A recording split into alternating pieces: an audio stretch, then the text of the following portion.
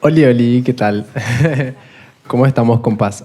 Bueno, agradezco muchísimo por estar con todos ustedes hoy. Agradezco especialmente a Gaela. Es un enorme gusto, compañera, escucharte y es un aprendizaje enorme y constante. Nato, ni qué decir. Nos vemos otra vez acá, como siempre.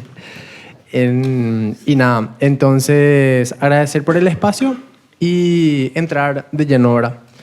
Yo preparé un poco algunas ideas que quiero ir tirando así, ¿verdad? Como elementos para todos tener y después vamos armando el debate todos juntos, ¿verdad? Entonces, nada, me parece que para empezar, esa distinción que ponía Natu hace rato entre lo electoral y el electoralismo es algo como un puntapié inicial importante, entendiendo que lo electoral es el momento, un momento específico jurídicamente reconocido, vamos a decirle, mientras que el electoralismo es una práctica política instalada y es histórica, ¿verdad? Y es una práctica asociada fundamentalmente a los partidos tradicionales, pero que se proyecta y se practica en todos los espacios, en realidad ahora también en el arco progresista. Entonces, partiendo de ahí, a mí me parece que cuando hablamos de participación electoral y de electoralismo específicamente como esta práctica de llegar al poder y más nada, y la única vinculación con la gente, con el otro, con la otra, es llegar al poder, llegar al cargo. Eso es lo central, ¿verdad? Sin discusión del proyecto, sin discusión de qué se va a articular desde el espacio de poder, sin discusión de qué proyectos se puede trabajar con la población que te vota. Nada de eso, ¿verdad? Simplemente población que te vota, punto, autoridad y ya, ¿verdad? Me parece que esa es la lógica del electoralismo que se maneja y que bien conocemos como práctica de un partido llamado ANR, ¿verdad? Que tiene ahí una cantidad bastante importante de electores, la mayoría de ellos que no viven más, ¿verdad? Pues igual vota. Pero sí, ¿verdad?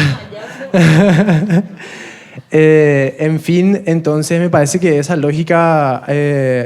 de alguna manera, cuando hablamos de la democracia como sistema representativo, ¿verdad? Como representación de los intereses de la población, me parece que esta práctica debilita bastante esa relación representante y representades.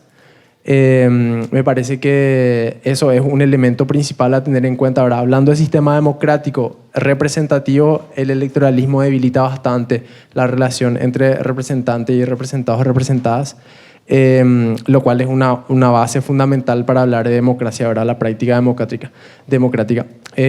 Por otro lado, a mí me parece que, hablando con la gente, escuchando, me parece que hay mucho de esto de, mediante el electoralismo, sostener y replicar una idea de Estado que es un Estado neutral. O sea, mediante esta lógica de llegar al poder y lo único que importa es llegar al poder y que esta sea la forma de hacer campaña, la forma de hacer relaciones y vinculación con todos los sectores, me parece que refuerza mucho esta idea de que el Estado es una institución neutral. Por ende, lo único que importa es el individuo, la autoridad que va a entrar ahí, porque ahí es donde se define todo, ¿verdad? Más o menos. Cuando en realidad sabemos que el Estado es contextual, ¿verdad? Es contextual, es histórico, está determinado por intereses y por relaciones específicas en el territorio. Entonces me parece que eso, o sea, se refuerza la idea de un Estado neutral cuando hablamos de electoralismo, porque no se habla de políticas de Estado, ¿verdad? No se habla de políticas públicas. A ver, otro elemento que me parece importante ir tirando, ¿verdad? Después vamos articulando más, es que cuando se habla en una lógica electoralista, se borra la relación que existe entre derechos garantizados y la participación electoral activa, ¿verdad? O sea, no se puede hablar de una participación electoral real si no se tiene en cuenta garantizar otros derechos que son absolutamente fundamentales para una participación activa, ¿verdad? Y en ese sentido estamos hablando del derecho a la información, derecho a saber de dónde viene el financiamiento de los partidos que pugnan las elecciones. Me parece que quienes votan también es muy importante, teniendo en cuenta que los censos que se realizan en nuestro país ni siquiera tienen en cuenta la población TLGB. O sea, la población TLGB oficialmente no existe en los registros de los censos nacionales, ¿verdad? Entonces es muy jodido.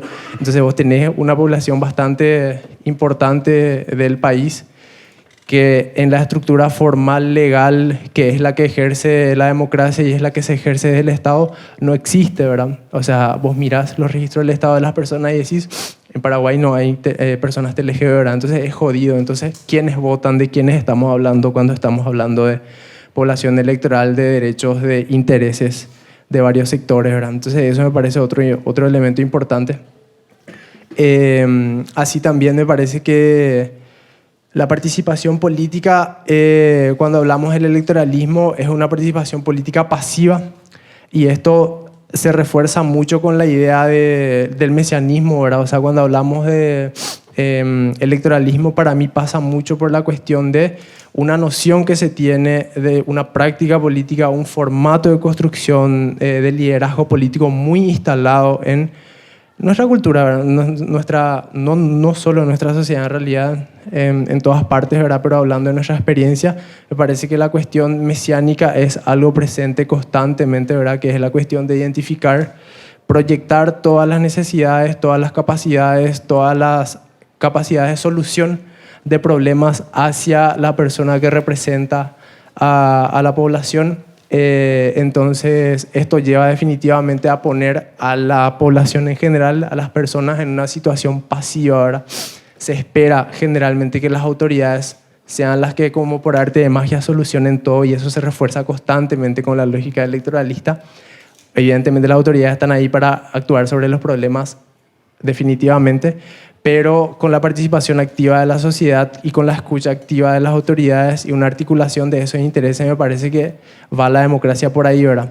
Pero esto constantemente es, vamos a decirle, coartado por esta lógica, ¿verdad?, del mesianismo. Me parece que hay una práctica que centra mucho en la importancia del líder, generalmente varón, en esto, ¿verdad?, de solucionar y llevar a cabo todas las políticas, solucionar y llevar a cabo todas las articulaciones, y no concebirse como sujeto activo, activa en los procesos políticos y electorales en general, ¿verdad? A ver, me parece que otra de las cuestiones importantes para poder mencionar un poco ya aterrizando, es que, nada, comentar de vuelta, ¿verdad? El sistema electoral, tanto el Estado como el sistema electoral, está históricamente condicionado. O sea, no estamos hablando de una institución neutral, abstracta, que no tiene ninguna vinculación con la realidad concreta, sino estamos hablando de relaciones de poder que condicionan, ¿verdad?, netamente cómo funciona esto. Entonces, en ese sentido, a mí me parece que es muy importante mencionar lo de la legitimidad, ¿verdad? La legitimidad que se habla cuando hablamos de las elecciones, y hacer una diferencia entre la legitimidad y la legitimación, ¿verdad?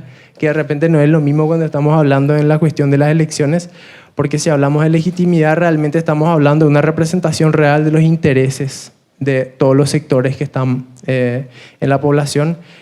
Y a diferencia de eso, cuando hablamos de la legitimación, me parece que va mucho más por un proceso burocrático legal, donde vos te blindás con las leyes, y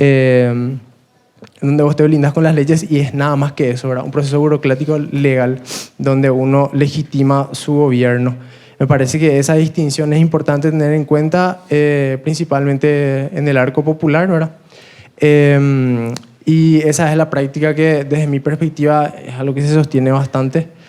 Por otro lado, a ver, ya hablando más en el arco popular, me parece que el electoralismo, la práctica electoralista, es algo presente definitivamente en el arco popular también.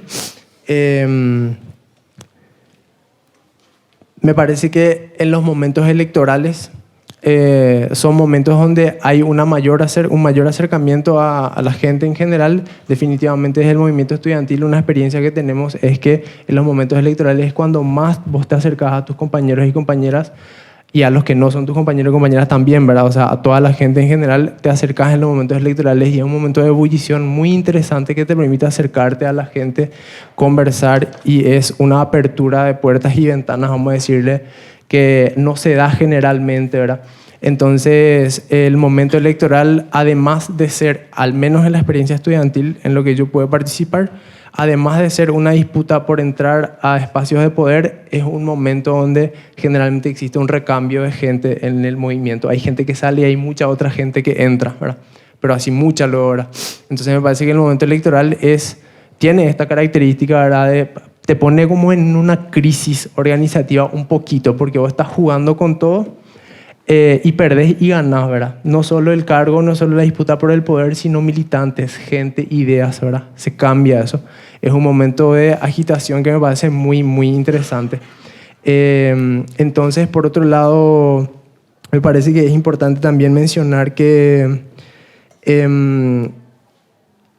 hay una cuestión que es lo paralelo a lo legal, ¿verdad? Que definitivamente tiene una influencia muy importante en la población, en la forma de vivir de la gente y en lo electoral, ¿verdad? Que es lo paralelo a lo legal, fundamentalmente hablando del crimen organizado, ¿verdad? El crimen organizado que tiene unas raíces muy, muy importantes, principalmente vinculadas a la producción de droga y al narcotráfico, al tráfico de armas, etcétera, que yo creo que en los últimos 10 años más o menos ha crecido de manera exponencial y es una experiencia directa que yo puedo dar fe, ¿verdad? De la zona donde yo vengo, que es San Pedro, hay una presencia muy, muy importante, cada vez mayor, ¿verdad?, del crimen organizado, hablando específicamente, por ejemplo, del primer Comando Capital, y que son, o sea, te expone a situaciones muy densas, muy jodidas, hay mucha vulneración de derechos. Y lo más jodido es que eso está directamente vinculado con el sistema electoral, ¿verdad? O sea, con los partidos que se juegan a lo electoral, mejor dicho. Hay una vinculación directa ahí y me parece que el aumento de estos grupos organizados lo que hace generalmente es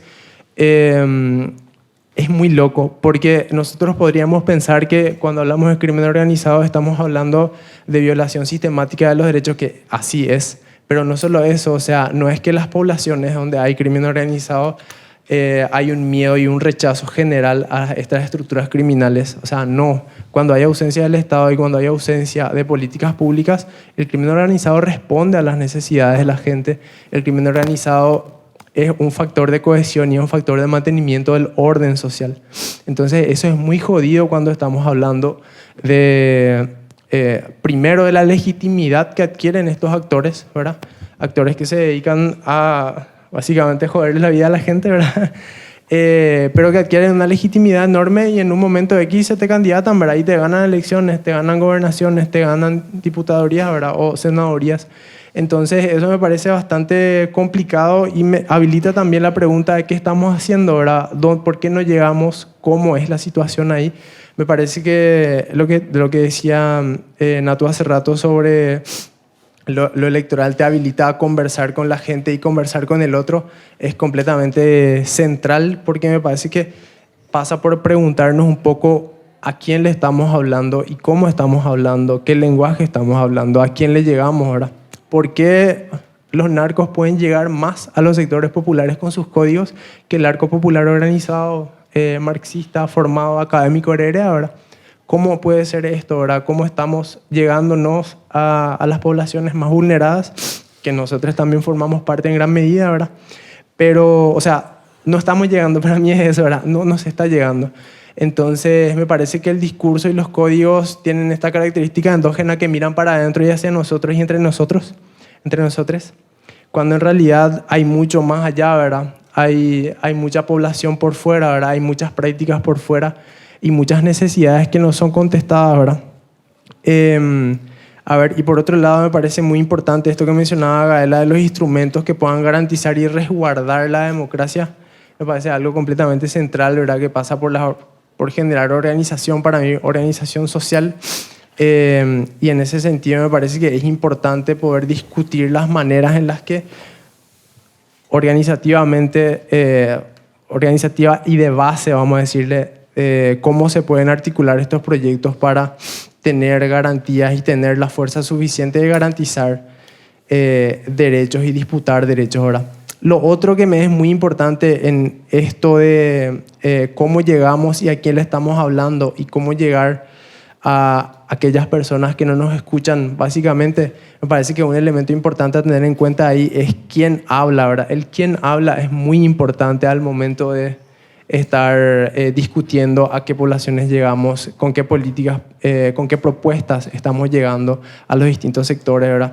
Me parece que no es lo mismo que una persona, que un varón blanco le esté hablando a un sector de mujeres campesinas y que se le vaya a ponerles una propuesta. Me parece que es un despropósito y como ejemplo, ¿verdad?